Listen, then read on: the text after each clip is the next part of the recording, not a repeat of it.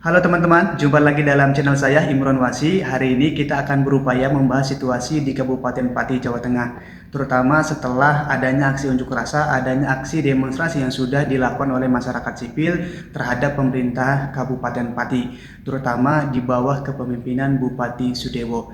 Nah, aksi unjuk rasa yang sudah digelar oleh masyarakat Pati ini tidak muncul begitu saja. Artinya ini ada sebabnya sehingga muncul akibat aksi unjuk rasa tersebut, yaitu karena adanya keputusan politik yang dibuat oleh Bupati Sudewo terkait dengan kenaikan pajak bumi dan bangunan untuk pedesaan dan perkotaan sebesar 250%. Keputusan politik yang sudah dibuat oleh Bupati Sudewo ini dinilai tidak memiliki empati terhadap situasi ekonomi masyarakat Pati. Nah, oleh karena itu yang kemudian ini menjadi sebab awal mula aksi unjuk rasa. Selain itu, sebetulnya statement politik dari Bapak Sudewo yang dinilai memunculkan arogansi kekuasaan di tengah situasi masyarakat Pati itu sendiri. Nah, oleh karena itu, kalau kita dan teman-teman lihat tentunya di platform media massa yang kita lihat bahwa Bapak Sudewo saat aksi unjuk rasa juga memohon permintaan maaf terhadap masyarakat Pati. Tapi kemudian di sisi yang lain, Bapak Sudewo juga dilempari oleh para peserta aksi unjuk rasa, mungkin karena masyarakat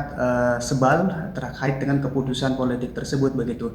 Namun di tengah situasi aksi unjuk rasa tersebut, beberapa hari ini terlihat ada upaya untuk mengakomodasi kelompok kepentingan yang ada pada aksi unjuk rasa tersebut. Misalnya Bapak Sudewo mencoba untuk melakukan rekonsiliasi atau juga mencoba melakukan komunikasi dengan pihak-pihak tertentu yang kemudian dinilai ini berada ataupun menjadi penggagas dalam aksi Pati tersebut begitu, karena hal ini juga akibat dipantik oleh adanya terkait dengan hak angket yang kemudian ini bergulir di DPRD Kabupaten Pati. Kenapa itu bisa bergulir hak angket yang dimiliki oleh DPRD? Karena berdasarkan tekanan dari publik begitu, termasuk juga partai-partai politik yang selama ini mendukung Bapak Sudewo pada Pilkada 2024 yang lalu, ini juga mendukung terkait dengan hak angket begitu, dan hari ini mungkin sedang berjalan proses hak angket tersebut. Nah, oleh karena itu bagaimana Bapak Sudewo itu mencoba untuk mengantisipasi agar hak angket itu tidak terjadi dan kemudian tidak dimaksudkan dari Bupati Pati begitu.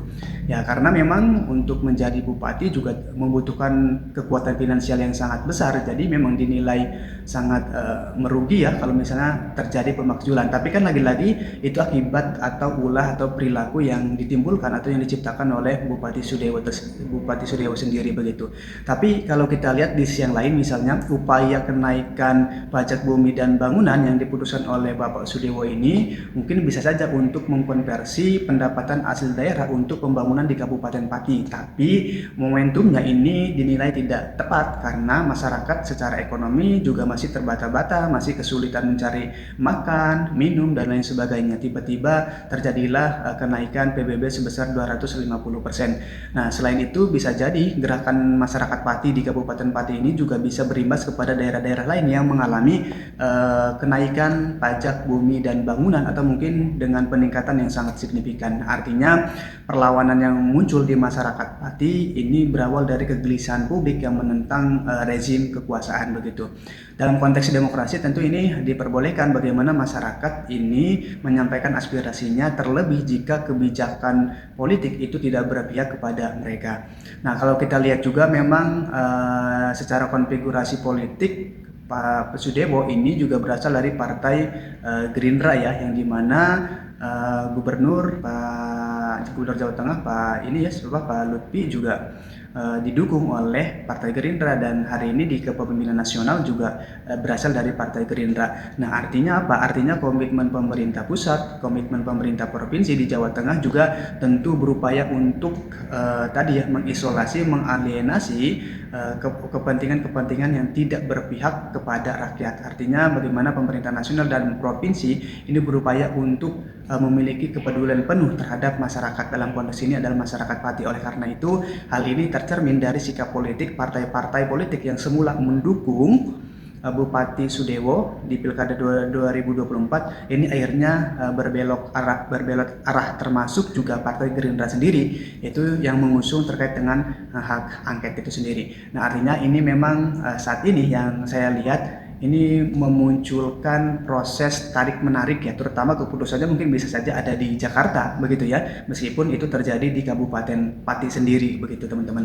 Karena hari ini sedang ada proses terkait dengan proses hak angket ya, bagaimana tim investigasi bisa saja nanti memintai pandangan dari berbagai aktor politik, aktor birokrat di Pati ya, sehingga ini bisa menjadi dasar pertimbangan apakah betul terjadi penyalahgunaan kekuasaan ataupun hal lain begitu. Nanti akan dinilai berdasarkan fakta di lapangan. Oleh karena itu, proses menuju hak angket ini yang sedang dalam proses ini dimanfaatkan oleh Bapak Sudewo untuk merekonsiliasi atau juga menjalin komunikasi konsolidasi dengan pihak-pihak tertentu agar ini juga tidak berakhir pada pemakzulan dirinya sebagai pemimpin Bupati di Pati, Jawa Tengah itu sendiri teman-teman.